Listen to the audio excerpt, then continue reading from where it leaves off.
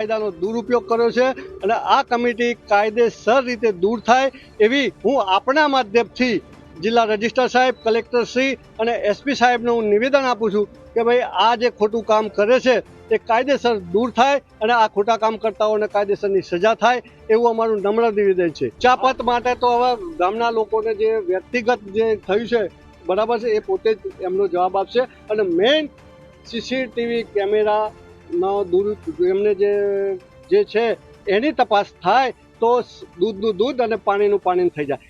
મારું સેવા મંડળીમાં સભાસદ તરીકેનું લેણું ચાલુ છે અને 2023માં મારા ખાતામાંથી મારો ગેરંટર ચેકમાંથી રૂપિયા 1,49,51,000 રૂપિયા ઉપડી ગયા।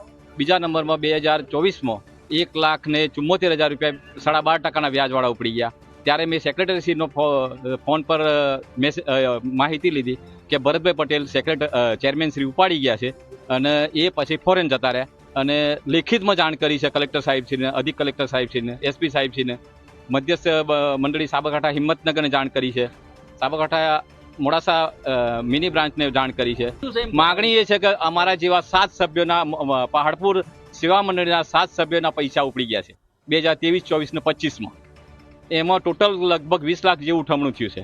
આ અગાઉ પણ 2022માં 80 લાખનું ખાતર બારોબાર લોકોને પધરાવી દીધેલું અને જ્યારે મેં અરજી કરી ખેતી નિયામકશ્રીને ત્યારે તપાસ કરી અને એમને આવીને ટોટલી સ્ટોક પત્રક ને મશીન બધું લઈ ગયા ત્યારે બહાર પડ્યું અને સાબરકાંઠા બેંકના ઓડિટર પણ અહીં હાજર હતા।